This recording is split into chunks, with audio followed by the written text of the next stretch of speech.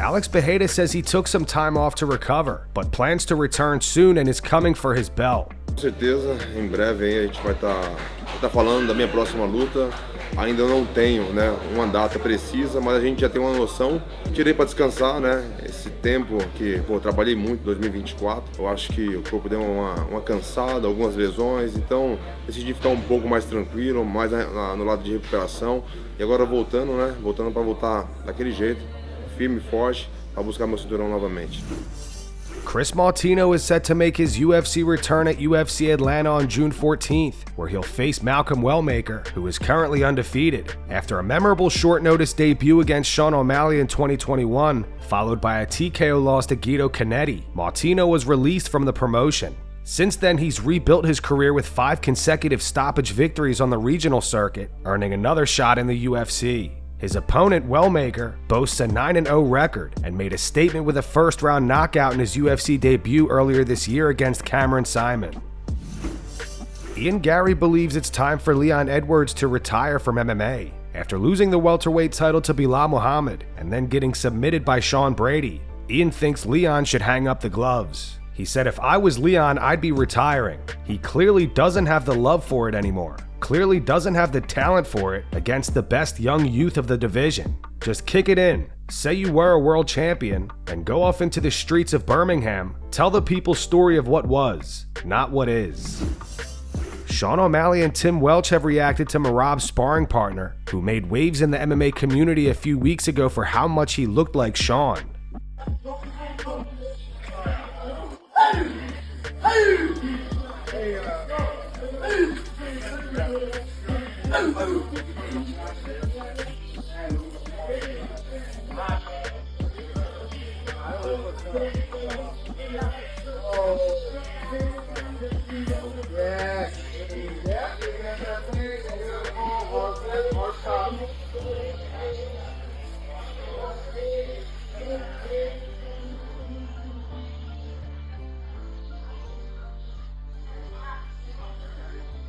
Holy f***, that was came good. out about it. That was good. That had me nervous. I'm like, God damn it. That's literally, he gets to fight me every week. That's not fair. Yeah. A twitchy little kid, but some of the tricks he was doing, it was like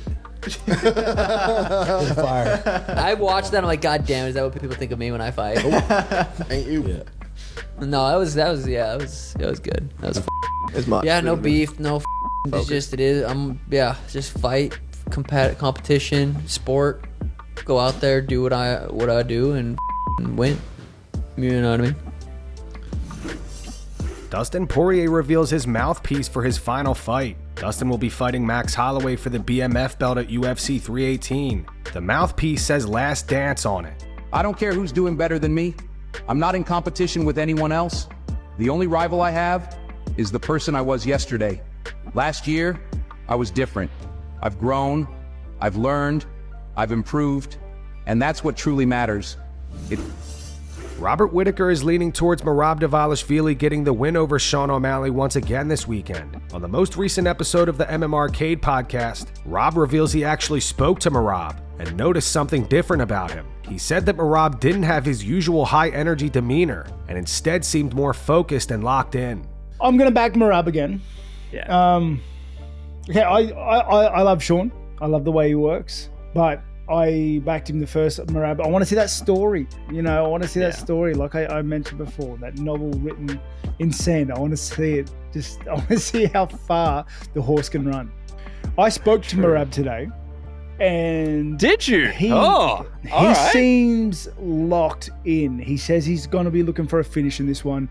I did think in their first fight he got a bit carried away with the showboating, a bit carried away with the taunting a little bit.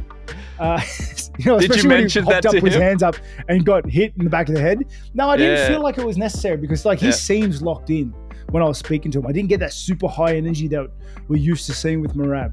He seemed like a real focused Merab. He understands the threat that Sean's going to bring to the table, and I'm looking forward to this weekend for that. So primarily for this fight. Belal Muhammad fired back at Kevin Holland. Kevin had this to say to media yesterday. Your reactions to the new champion at welterweight with Jack, a guy that you had history with? Oh, yeah, I think it's amazing. I remember I said a while back between Duplessis and Belal, which one was a better champ to watch. And I think that, of course, Homer Simpson over there, you know, freaking dude's wild, but he's such a fun person to watch fight. Duplessis is a better champ to watch than Belal, so it was pretty cool to see Belal lose the belt. I thought Belal was going to lose the belt regardless. I've been said a long time ago when Islam was teaching him how to hold the belt that if it wasn't somebody else that take the belt from him, it'd be Islam. So I thought Islam was going to come up regardless and take it. What did you make of that fight between Jack and Belal? Because I think even fans were surprised at maybe just how exciting it was between those two. I mean, Belal's best win to me was Sean Brady. I was shocked that he ever beat Brady, but I've never thought the world of Belal. You know, it's like he's a hard worker. He puts in the work, but I mean, camps boil down to who's going to put in the most work. And as long as you outwork Belal during the camp, you could damn sure outwork him in the fight. So it's like, that's all he really has is work ethic. Belal fired back at Kevin via X. He wrote, "It's always the ones that'll never touch gold that have the most to say. Doesn't this bum lose every other fight he's in?" Merab Dvalishvili doesn't expect much trash talk from Sean O'Malley and Tim Welch this time around. Merab says he plans to finish O'Malley this weekend. He also responded to people labeling him as the bantamweight GOAT. Merab still thinks he has work to do. No, I don't have any plans. Let's see if something will come organic. Let's see how he will be on press conference and Wednesday. And him and his coach being very respectful this time. And I don't think will be anything like that. But one thing for sure, I'm ready to finish him. And Sean hope he's ready for good fight. And people will have a great fight. I will tell people don't blink, it's gonna be a great fight, and make sure don't miss it. That's great, people give me this much respect and they are saying I can be best bantamweight, but it's up to people. I know one thing for sure, I have so many things to do. Because I still have to get better and I still have to make a new records and I still have to fight hard, training hard, get better every fight, and it's good. People give me this much respect, and if people think that way, it's good. But me, I'm staying humble, focused, motivated, hard worker, and I still have a big goal to keep fight longest my body is healthy and as long as I can. Ahead of her bantamweight title defense against Kayla Harrison this weekend, Juliana Pena says that she doesn't feel like she has the respect she deserves from the MMA community. Some odds makers currently have Kayla as a massive -700 favorite, with Juliana as a +480 underdog. No one has given me my flowers, in a sense, you know. Becoming the first woman to give birth and win a championship in devastating fashion with a stoppage the way that I did against an opponent who hadn't been beaten in 7 years was, you know, for me, a huge accomplishment that I felt was spoiled by the fact that I was saying that I was a mom champ. So it was like I didn't even get to enjoy that part. The second time to reclaim my title again as the first woman to be a mother and reclaim the title. I just, at one point, I'm like, will they ever give the belt for baddest effing mother instead of baddest mother effer? You know, they got the BMF belt. They need a BMF belt. Baddest effing mother. Yeah, so it needs to be reversed. I want to fight for that belt as well, if they ever make one. But there is a amount of maybe saltiness or chip on my shoulder or a feeling of disrespect. Like, what do I have to do in order to get people to take me seriously or give me a chance or say, you know what, like, we think Juliana's gonna win, without trying to make me feel like I don't belong. Former UFC heavyweight Greg Hardy was arrested for allegedly assaulting a family member. According to TMZ, Greg was arrested yesterday in Texas. He was booked on a charge of assault causes bodily injury to family. At the moment, there are not many details surrounding these allegations. Hardy is slated to see a judge today.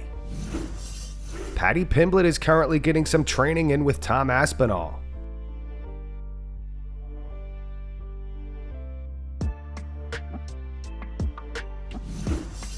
Ilia Topuria recently discussed who he might face in his first title defense if he gets past Charles Oliveira at UFC 317. When questioned whether it would be Paddy Pimblett or Arman Tsarukyan, Ilia responded saying, "I have no idea, honestly. I will be there on the 28th of June. First it was going to be Islam, then it was Charles. If Charles falls, it would be Arman. The result for everyone will be the same.